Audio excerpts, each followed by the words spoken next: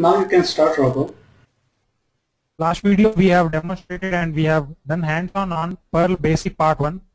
So in this presentation as well as a hands-on, we are going to deal with Perl Basics Part 2. So in Perl Basics Part 1, what we have learned is how to declare and how to work with arrays and how the syntax is going to be, and we have learned a couple of techniques, and we have done something on digits as well as strings, etc. So in this Perl basic video part 2, we'll be discussing more little bit more complex, and we'll be dealing with some more scripts and hands-on. So it is a continuation of the video 1, that is Perl Basics Part 1. So as I already mentioned in the video 1, Perl stands for Practical Extraction and Reporting Language. And if you are considering, just to brief you on what has been covered in video 1, so we have covered what is required for basics. Now we have to move on further. So the agenda for this Perl Basic Part 2, so we'll be dealing with subroutines, and we'll be dealing with some more strings and pattern matching. So more file handling will be coming into picture. So and hands-on will be there equivalently. So first let us start over with split and join function. So as I think we will be aware in that in C language we have used a split and join function. So split string into multiple pieces, that is we are going to use certain delimiter. Delimiter is nothing but any pattern or any anything which can divide our string or which can divide our statement into two pieces or two or more multiple pieces. So that is called a delimiter. For example, a semicolon could be a delimiter, a space could be a delimiter, or maybe a character or a letter could be a delimiter. So we can specify the delimiter and we can split the strings into multiple pieces. So the next comes join function. So join function is used to concatenate elements. So there also, since split and join are synonymous, that is, if you are doing a split function, then the opposite of split would be join. So you will be using a delimiter and merging two or more strings or any other scalar variables. So here let us go to the program number 34. So just to brief you on the overview, the whole program on the first line we are going to mention hash and exclamatory mark followed by /user, /usr, /bin/Perl, which indicates the path of the Perl interpreter, and hash stands for a comment. So if you are mentioning hash in your program, it stands that is a comment, and $_ is nothing but it contains the last pattern match. So here you can see that I have a pattern like red, semicolon, colon blue, colon green, colon 3, 4, 5, like that. So here I am going to assign it into $_. That is, this will be my last pattern match. So I'm going to assign directly to $_ to make my operations very faster, instead of assigning to an array and again taking the last pattern match using $_. Directly I'm going to assign it. Then I am going to use the split function. So here I have used split function. Then I have used delimiter. Delimiter is a colon, and the syntax for this is it should have a /. So between two forward slashes, you have to mention the delimiter. The delimiter could be a colon, semicolon, or space, or anything else, or tab space, or anything which can which will be present in your pattern. So here my pattern contains colon here, so I'm going to use delimiter and I'm going to use split function. And since this is, we are calling the same $_ function here, so I have mentioned here. So for each, we have already seen how the for each is going to work, and at the rate of details, which means this is an array, and we are going to print each and every element in an array. So $_/n. So at every line we are going to mention single element without the delimiter because we have split our function. So this whole thing we can consider this as an array because it has continuation and it does not have any space or comma or anything as that. So we cannot consider this as an array. So it is ultimately you can tell that dollar underscore is a scalar variable, and we are splitting and assigning it to an array. Only then we can convert our desired pattern to an array format. So we have printed the necessary details here. So then next, similarly, we can go for dollar name, that is scalar variable again, and we can select the pattern of our choice. So here I have the delimiter space here. So you can see that I have a name here XYZ, and I have an email ID, and I have a telephone number. So what I want now is I want to separate my name, my email ID, as well as the number. So I will use the delimiter as space. So you can see here dollar my underscore name and dollar email dollar number equal to split, and between the forward slashes you have space, comma dollar name. So which indicates that we have to split this complete function or string with respect to the delimiter space. That is, whenever you find a space, you have to assign this part to dollar underscore my name. We have to assign the corresponding Gmail to the dollar email or scalar variable email, and you have to assign 1, 2, 3, 4, 5, 6 phone number to scalar variable number. And in the print operation, we are going to print what is the corresponding value it has acquired.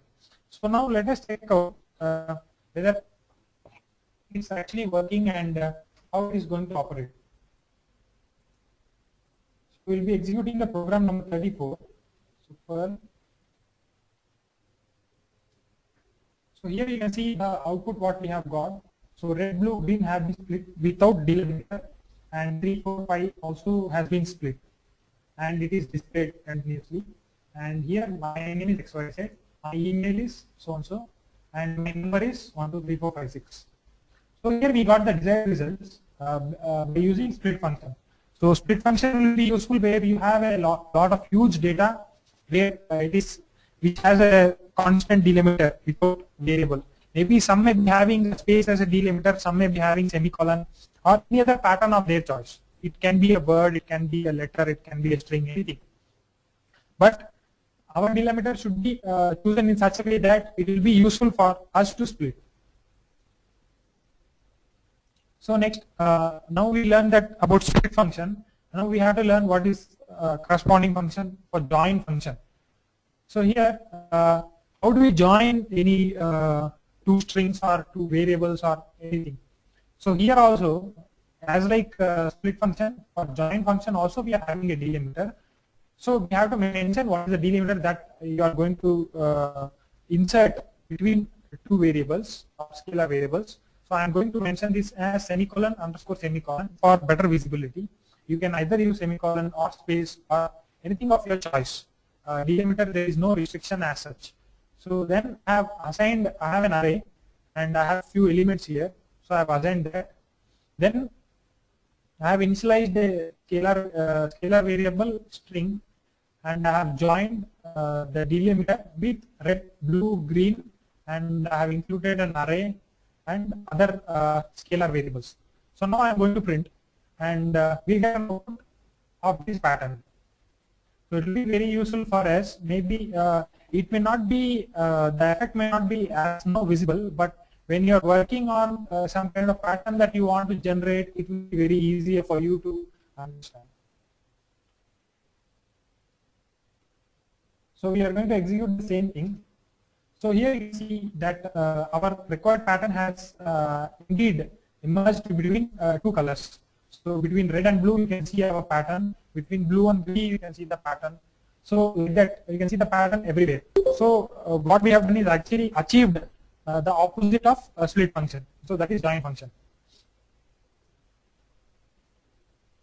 So why the Perl is so famous compared to other scripting languages is the power of regular expression. So the Perl has the best support for regular expression. So what exactly is regular expression is how efficiently you can find the patterns, or how efficiently you can match what is required. So that plays a crucial role. Because of that, the Perl scripting language is more famous in semiconductor industry. And the power of regular expression is such that it is being used worldwide. And few more libraries from C have been added to the regular expression. So it is nothing, a regular expression is a string of characters that defines the pattern or patterns you are viewing. So it is nothing but we define a pattern, we want to find a pattern, as simple as that. The syntax of regular expression in Perl is very similar to what we find in other editors or other variables such as ACD and grep command in Unix and AWK, etc. The basic method of applying a regular expression is to use the pattern binding operators. Here we will be using two pattern binding operators, that is equal to tilde and ampersand tilde, I mean exclamatory tilde. The first operator is to test and assignment.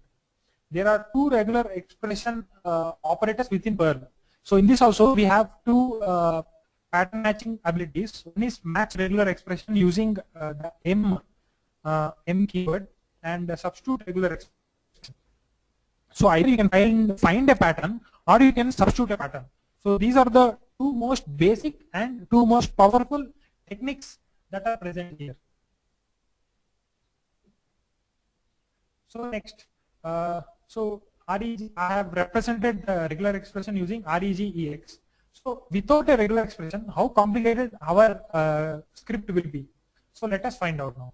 So here you can check it out. Like first I have initialized a scalar variable, then I have assigned a string or a statement to scalar variable, then I have assigned one more string to search scalar variable, and for each we are using for each loop, and we are splitting the total statement here, and we are finding if the word that we are looking for, that is every word, whether it is actually present in our statement or not.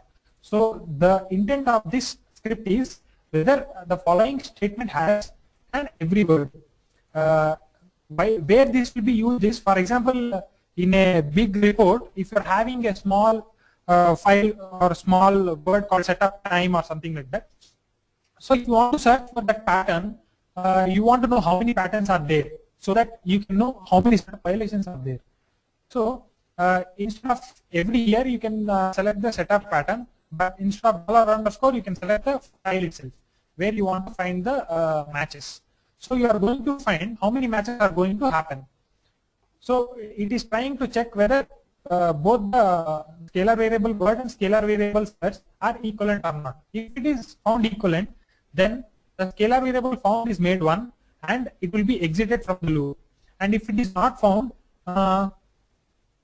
and it is not found, it is going to search again and again. So next, if it is found, every word is going to display. So now let us execute how exactly we are going to search. So now Perl space 36. So you can see found word every. So we have a pattern here. So we have a match here because here we have every one here. So hello, good morning everyone. So every is matching here. So our desired search matched with the statement keyword. So in that way, this print statement has been executed. So this is without regular expression. You can see that the program is, although looking simple, we have used so many syntaxes and so many parameters. But with regular expression, you can see the power of regular expression. So here you can see that I am sending the statement to $_ and if $_ is equal to tilde / every, that is between two forward slashes, we are finding the pattern every. So if this is the case, found the word every. See, you can see that after executing,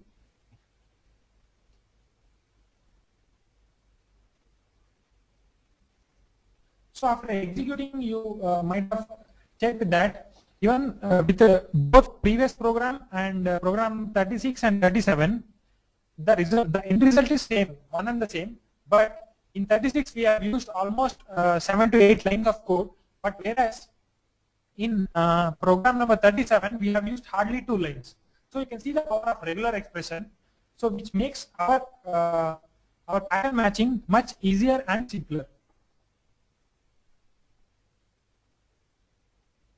And let us discuss one more pattern or one more program for regular expression. See, again I assign a statement to scalar variable, and I am looking for a pattern like of space R. So I have one pattern here of space Rama. So here R of Rama and OF and space. So I am looking for this precise pattern in my statement. So if this is going to execute, then print found string or off. Then again I am looking for one more pattern, India space land. Here I have a pattern India comma space land. So whether this pattern is can it recognize India space land with the same pattern here India comma land? No, it cannot recognize, because here you have a comma. Even if a space is extra, there might be a mismatch of the pattern matching. So we have to be absolutely careful while choosing while finding out which pattern you want to search. So here in this case we will not be finding a match for India space land because there is a comma over here. So now let us execute the same thing. So already I have implemented the code here, I have written here.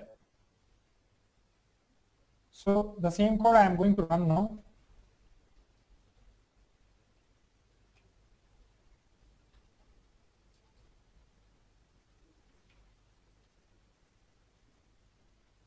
So here you can see found string of R, and since I don't have, and since this pattern is not there, so it has not matched anything. And matching a regular expression using equal to tilde operator. So if you have any matches like this, so we have to use the keyword called M. So M is used to match a string or statement to a regular expression. If you are using for 2 forward slashes for where in between you are going to mention a pattern here, then M is optional because already you are using as per the syntax. But if you are using any other delimiter other than forward slashes, maybe at the rate, maybe between 2 at the rates you are writing a pattern, then you have to use the delimiter M. So here you can see that again I am assigning a statement to here scalar variable, and I am checking for the pattern VAR. So I have here a very pattern here in my statement. So if this is going to execute, I am going to get found the string. So if so instead of the default delimiter forward slashes, I am going to insert percentage here. Since I have inserted which is not default pattern, that is forward slash, I am going to add M for match. So I am going to add the M keyword here, so that whatever the pattern I am looking for is good, so we will be found. So since I have a good string here, this pattern will be matched and we will be finding the second string is. Here the delimiter is percentage here. So here the delimiter is forward slash. So we are going to run the same program and analyze whether we have exactly done as per the requirement.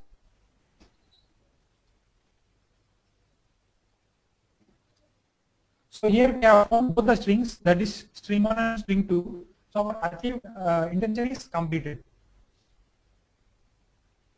So next is character class.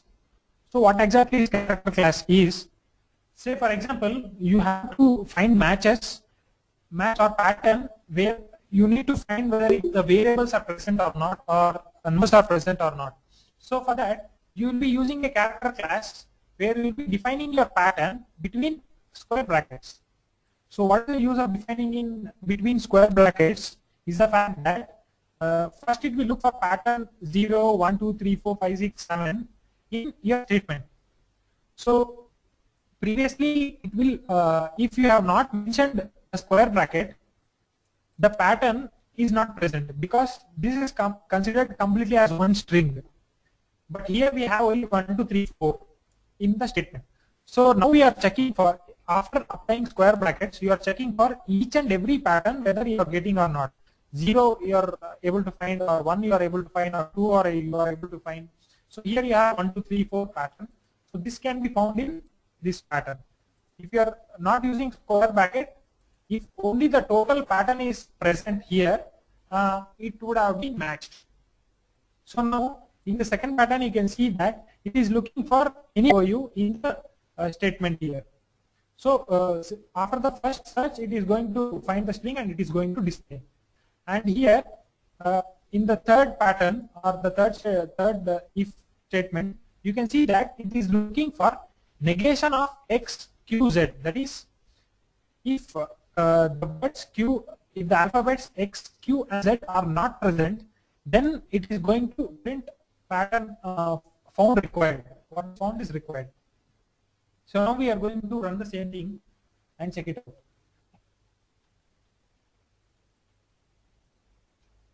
So here you can see that our desired result has been achieved. So let us go back to our presentation. So next, pattern abbreviation syntax. So here, maybe in any file, you may not be knowing what exactly pattern are you looking for. Maybe it could be a combination of a string and a digit, or a decimal point, or a floating point number. It could be anything. It could be space, or it could be any delimiter, or it could be a special character, etc., etc. And you are not sure of what exactly it is you are going to search for. So in that way, the pattern abbreviation syntax is going to help you a lot in deciding, or in helping you out in searching the patterns which you are not aware of. Say for example, you want to find a pattern called maybe time space 230. So time space 230, you have the pattern, but you don't know that it is there in the required file. So what you are going to do is, you are going to tell that you have time which has 4 letters. So you are going to mention that in /word. So /word, you can either mention any decimals 0 to 9, or A to small letters A to Z, or capital letters A to Z. So you can mention like /w, and you can mention that there are 4 characters here, 4 letters here for time, T-I-M-E. So you have 4 characters, and for space you can use a space character here, the \s.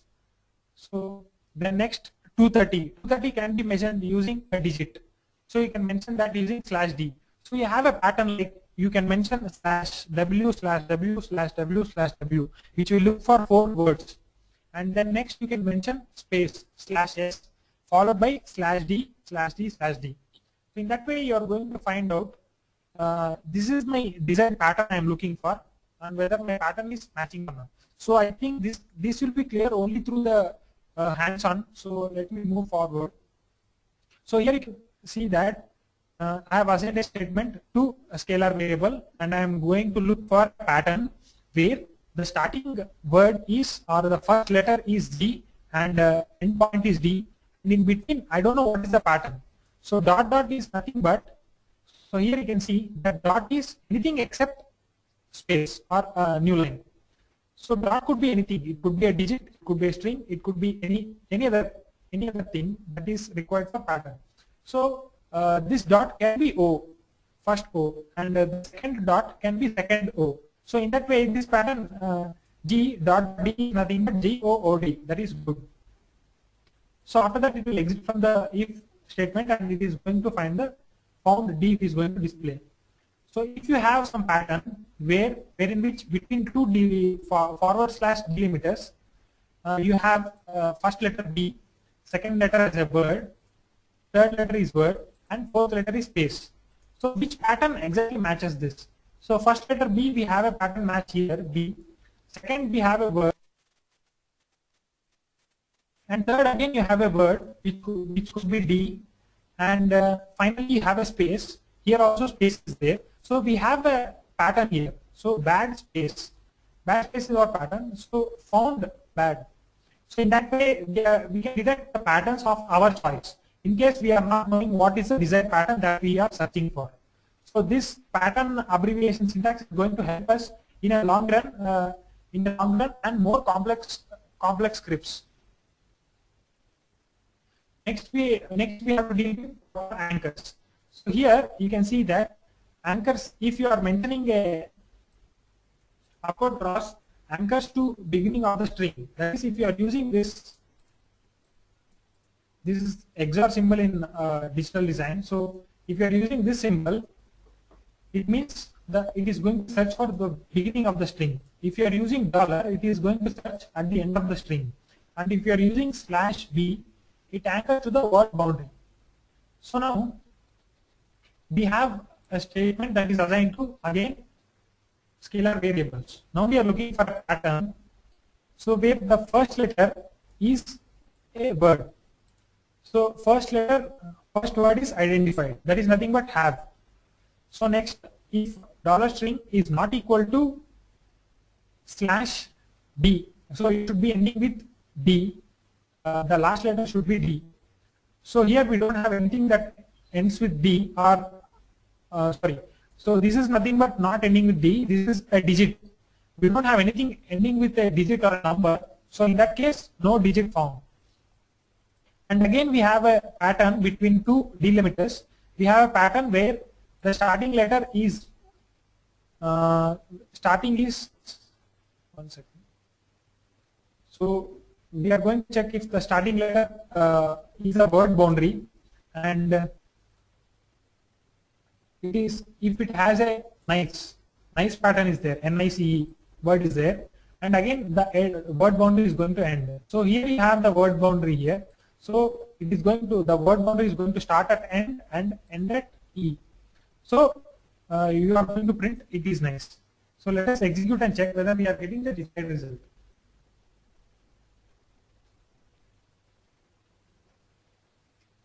So here you can see found good and found bad. So both the patterns we are able to check it out. So next comes program multiplier. So in this, here also we have a syntaxes. Star indicates 0 or more occurrence, and plus symbol indicates 1 or more occurrence. So in that case, 0 will not be detected, means 0 patterns it cannot detect. And question mark means 0 or 1 occurrence. It can be either 1 occurrence or 0 occurrence at all. So you can use these special characters in your pattern matching. So again, I have added the string here, and I have assigned it to a scalar variable, and I'm looking for a pattern which precisely starts from a digit, and it can be more than 1 digit, and it should have ending point also, it should be a digit. Dollar indicates that the last element should also be a digit. So here we have a pattern that is 1, 2, 3. So the pattern is being found by the Perl interpreter. What we have learned is, we have learned the matching regular expression, that is we are mentioning M between forward delimiters. But what about we have to replace or substitute the matched pattern? So every time finding the matched pattern is of no use unless or until you are using the matched pattern and storing it a file or replacing it with a new pattern. So we are going here, regular expression has a powerful substitution tool where the syntax is, you can use the scalar variable followed by equal to tilde, and you are between the two delimiters, you have to specify what is the pattern to be matched. Say for example, you have a pattern called ABC, so you have to mention a pattern ABC here. So, and you have to mention new pattern. So ABC should be replaced by new pattern XYZ. So all the ABC patterns will be replaced by XYZ. So in that way, substituting regular expression plays a crucial role for us in making our automation simpler using Perl scripts. So in this program, what we are going to achieve is, we are going to replace, or we are going to substitute the existing string with a new string. So here I have a statement, I am assigning it to scalar variable, and I want to find a pattern AP. Since I have a pattern AP, the Perl interpreter is going to find the pattern AP and replace it with KA. So S for substitution here. So between two forward delimiters, we have here the pattern to be matched and we have here pattern to be replaced. So after mentioning both, if you are going to print the scalar variable, you are going to get the desired result as India is my country and AP is my state is the first statement, and in the second statement you are going to get India is my country and KA is my state. That is after substitution. So next, you are not sure of what exactly is the pattern that you are looking for now. So what we are going to do, we are going to mention the first variable I followed by /w for word, and +3 indicates one or more patterns as seen before in the previous slide, and A, the last character is A, last letter is A. So we need to find a pattern which starts from capital I and ends from small a, which has more than one word occurrence, and it should be replaced with Bharat. So if you are printing that, you are going to get Bharat is our country and KA is our state. So, and before printing, and if you have, if you want to still more replace, that is, I am using a square bracket here for my, so I am looking for a pattern M and Y. So here I am going to find, I am replacing M by with our. So all my patterns will be replaced with our, OUR string.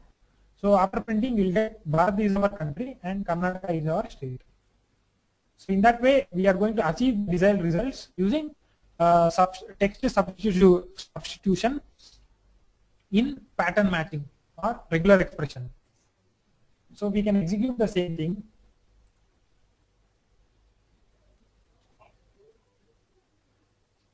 So here you can see that what the results we are looking for is being achieved here. So next comes common modifier. So what is this common modifier is? So let us consider a statement here. SRK and Amir are heroes. I'm going to assign it as scalar variables.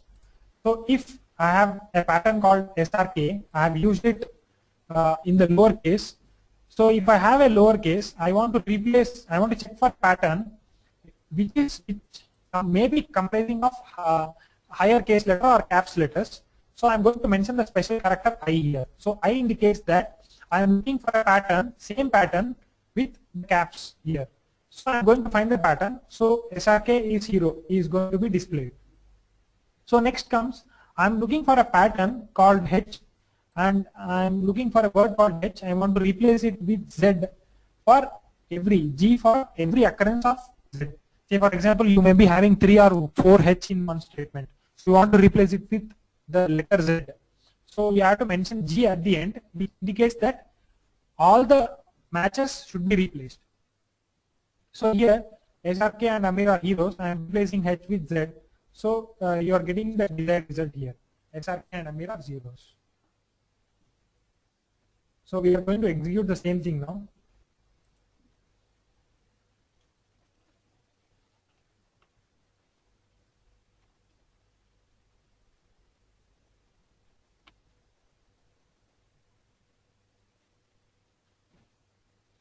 So here we have achieved our desired result. So next one. So how do we tackle memory in regular expression? How do we monitor or how do we find the patterns here? So again we move forward to one more example where a statement is assigned to the scalar variable and I'm looking for a precise pattern. So this indicates that it should be the starting pattern and it has words and it could be more than one match. So plus indicates more than one match, and /w backward /w indicates there are letters or words in that. That is, it could be A, B, A to Z, any pattern. So then you are going to print $1. $1 indicates the first match here. So you can see that memory in regular expression, you can store this memory or the first pattern match in $1. Then again you are looking for a pattern precisely where the ending letter, you are looking for some pattern where the last letter is going to be a word. So here that is being represented by $. So again you are going to find a pattern and you are going to display using $1. Now next again one more pattern we have here.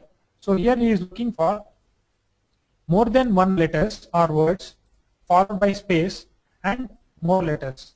So in that way we can print $1 and $2. $1 corresponds for first match and $2 corresponds for second string match. So in that way we can print and we can check out the result.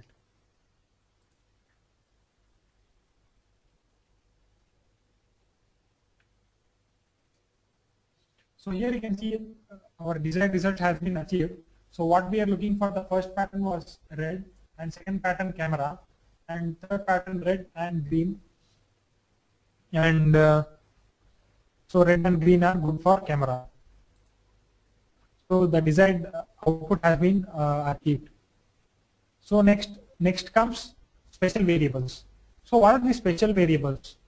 So here we can see that there are some special variables in regular expressions. Our special variables are much more compared to what we are using, like dollar underscore etc. So here dollar and tick indicates pre-match of the pattern, and dollar and ampersand indicates previous string, and dollar and quote will indicate post string. Single quote will indicate post string. So you are looking for a pattern which has pre-match and post match and previous string. So in that way we are going to achieve what we are desired for. So I want to print these things. So let us check it out in the output whether we are going to achieve the same thing.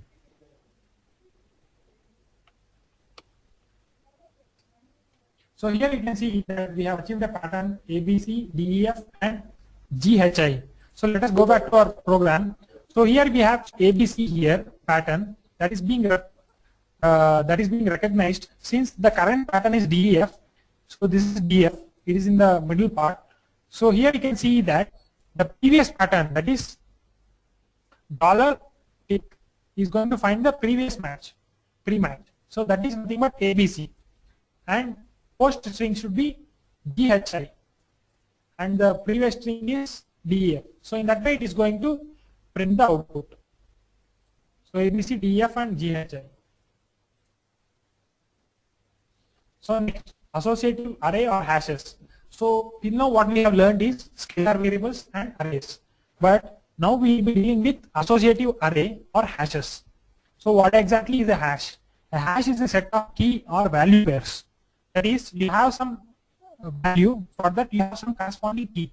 So let us say in an array, consider an array, we have the element and corresponding index of the element. Similarly in hash also, we are going to have a value, and for each value you will be having a key. So, and the hash variables are preceded by percentage sign. So percentage sign, so previously for scalar variables we used to use the dollar symbol followed by any string, and for array we used to have the delimiter as @ and followed by a string. For hash or associative array we are having the syntax as percentage followed by any string. So then to refer to a single element of a hash, you will use the hash variable name followed by the key associated with the value in curly brackets. So I think in the next program we are going to check it out in detail, how exactly we are going to declare and how it is useful for us. Say we have a hash array or associative array of A1, B2, C3. So we have a hash array, we have here hash, and we are assigning the value A, that is A has a key of 1, B has a key of 2, the value of B is 2, and for C we have a hash of 3. So array to hashes. So we have here one more array. So I'm using a code word syntax here, and I am going to declare all the elements in an array. Now I am going to assign the same array into the hash. So that conversion can be possible. So we can convert the arrays into hashes, and hash into array also is possible by mentioning your required hash on the right hand side and required array on the left hand side. So you can print the corresponding values of A using dollar directly, and in the curly braces you have to mention what is the key here. So key for 2 is A, key for 1 is A, and 2 is B, and 3 is C. And if you want to modify the value of key, you just have to mention the variable which you are going to access, and you have to mention the value here. And if you want to implement also, you can do it. So let us check how it is going to operate now.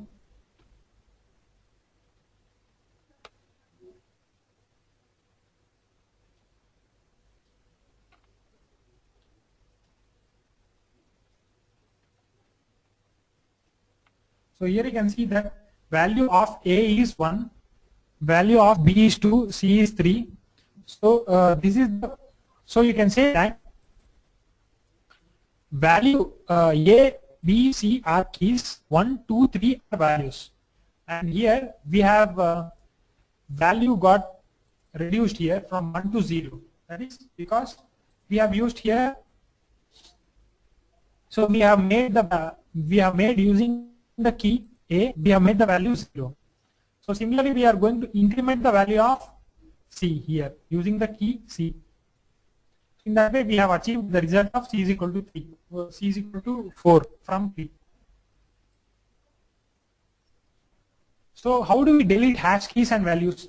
We have now found out like how to play with hashes, and hashes for associative array with their keys and corresponding values. So now we need to delete a hash from the list, and we need to delete the key from the list and its corresponding value. Say for example, you have an array as in like here. So it is a mix and match of names and numbers. So here we have a couple of names, and in between we have a couple of numbers here. So we are going to assign the array to a hash. So now each one will be having its own keys and its own values. So we are going to print what is the array. Then next we are going to assign the value that we are going to delete is the Manjunath. Manjunath is a key name and its value is 10. So we are going to delete its value and as well as the key, and the keyword used is delete here, and we are going to assign it to a scalar variable and printing the same. So let us check if we have achieved our desired result.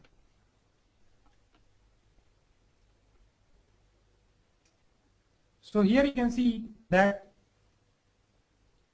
our required hash has been displayed completely, but whereas Manjunath has been deleted, and it is only displaying its corresponding value.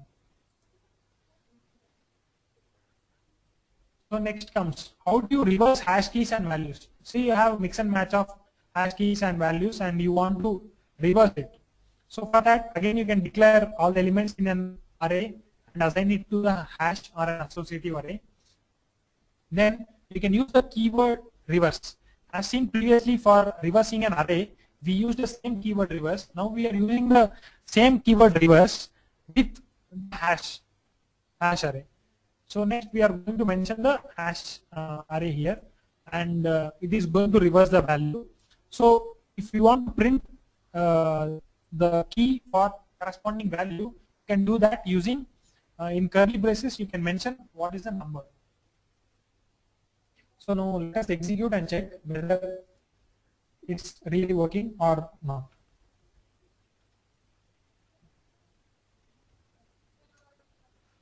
So here you can see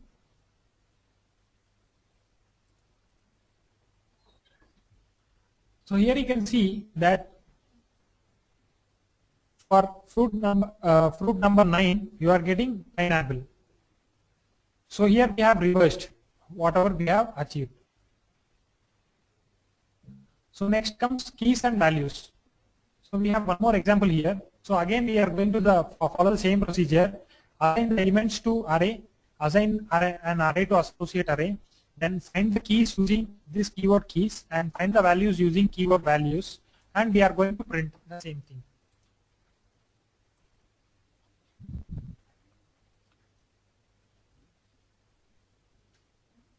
So here you can see for green, blue, red, yellow are all the keys, and 5, 4, 3, 6 are all values. So the keyword keys and keyword values are crucial in deciding or or in sorting out our keys and values, and it makes our pattern matching simpler, or you can say searching simpler in an hash or an associative array. So the final, or you can say the most important part in Perl is its subroutine. A Perl subroutine or function is a group of statements that together perform a task. You can divide your code into separate subroutines.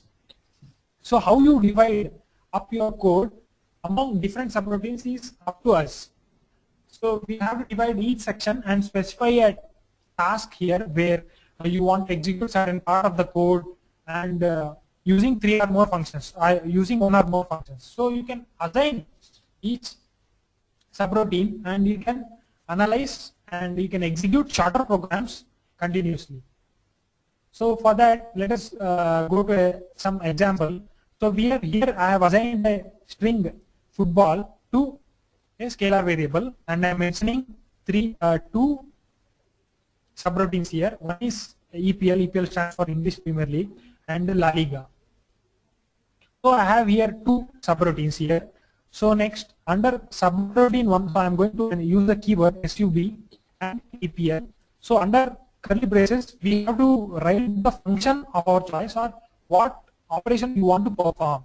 So here I just use the basic operators. I have just asked the subroutine to print a statement saying print Barclays Premier League and $name football. So the next comes one more subroutine if you're calling, and you can call using the keyword La Liga, and between the curly braces you can mention the operation of your choice.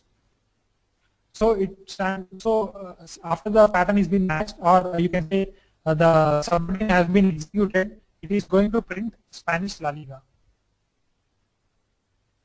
So the last but not least, before going there, let us execute the same thing and check it out if subroutines are working as per our requirement.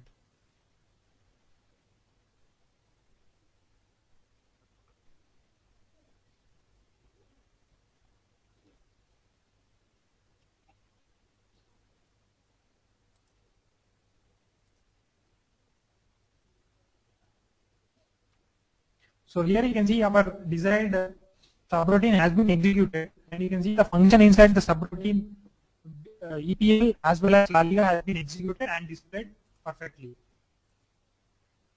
So last but not least, return non-scalar. So we have a subroutine here called test, and you have to return the values of $A scalar variable and $B scalar variable. So you are going to first you are going to declare the desired function inside the subroutine, and you are going to mention the scalar variables outside the subroutine. So this is also possible with respect to the subroutines, because declaring everything under subroutine may not be useful, and you may be dealing with in hierarchical manner, or you may be having so many subroutines which will be using the similar variable. In that way, it may be contribute to a single scalar variable assigning 2 values. So in that way, what we are going to do is we are going to assign the string or any value to a scalar variable outside the subroutine. So it can be used, So we are going to display the array here at the final example. So you can go after executing. So you can check it out. So you can see here apple and ball are the 2 things that have been displayed. Although we have used subroutine here and we have specified our desired function or what is to be done to operate. So we have declared $A and $B scalar variables outside the subroutine, and we have achieved the desired result. So this comes to the end of Perl basics of video 1 and video 2. So before concluding, I would like to stress more on what are the benefits that we are going to achieve by learning Perl. So the benefits of using Perl is the cost and licensing, since it's an open source, it is freely available and we can work with efficiently, and we can generate scripts for VLSI pattern matching, or with any report files you want to find certain patterns and copying it in new file. So all those things can be done at nil cost, you can say, and the licensing also is free, and most of the distributions are inbuilt present in Linux and Unix environment. only in Windows we have to have separate utility or software for the same. So and it's available, its support set is very good. It works on Linux, Unix, Windows and Mac OS. And since Perl is an interpreted languager, that is Perl acts as an interpreter. So compared to C, if you are comparing the same Perl with C, C has it's not loosely bound, whereas Perl is loosely bound. So since it is loosely bound, the patterns could be easy to debug, and you can easily write the required script of your choice. And next comes, it is very complete. Perl is complete, we can say. How we can say it's complete is, it combines features of C, shell scripting, as well as SED and grep functions in Unix. And it is easy to use. That is, it could be quick and ready. As I already told at the start of the first video, that you can see on top of every textbook, you can see a camel. It is looking wise, it is very dirty, but in harsh environment, it is going to work beautifully. So in that way, the Perl also is very quick, and although it may be dirtily written or it is loosely bound, in the difficult environment like Unix, it plays a crucial role. And efficiency and language capabilities, it has integration with C libraries also. And Perl help is readily available everywhere. So even in online and offline documentations, we have more greater support here. So since we are dealing with nowadays, everybody are talking about VLSI being the field. So where exactly do we use this Perl scripting in VLSI design flow? Say for example, you want to find patterns in backend design. Here you have DRC and a lot of DRC and LBS errors in your log file. So that time you can find the desired DRC pattern that you are looking for using Perl scripts. So then next comes after synthesis, that is RTL synthesis.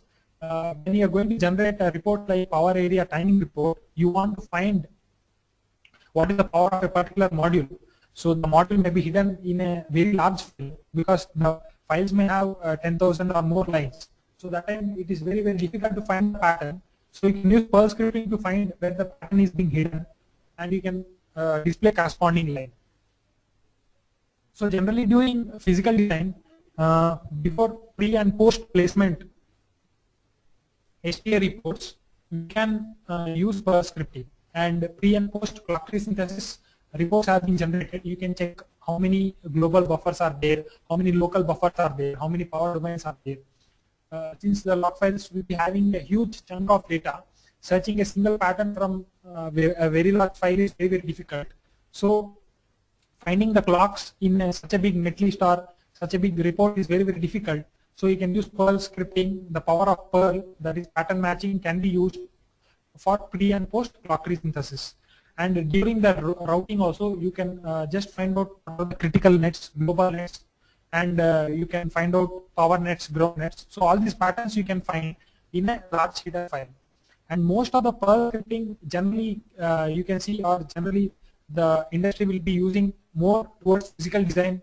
But actually now, not only in physical design, the people have started to use in various other, even during simulation also. Like if you want to dump out any VCD file, you are looking for a timing pattern, or say after hash 100 nanoseconds, you are looking for certain pattern to appear or certain bit combinations to appear. You can use Perl scripting and you can display the pattern or copy the pattern into an file. And at the equivalence checking, if you want to check the nodes where the points or where the nodes of equivalence happens between RTL and gate level netlist, so you can display the same thing using Perl scripting. But I feel that not only in all this digital front end, we have so there are also, we can use Perl for DFT patterns also, because DFT, the log files are very big, as well as the patterns that have been generated and reports that have been generated are very huge compared to the netlist or reports that have been generated for pre-post routing reports, etc. So during the DFT also, if the reports have been generated in such a way, the Perl scripting can be beautifully used in achieving our required design result. So with this, I am going to conclude my presentation about Perl Basics Part 2. So thank you for your support, and I would like to thank each and everyone for viewing this entire video, and my special thanks to each and everyone for viewing completely. Thank you. Thanks a lot.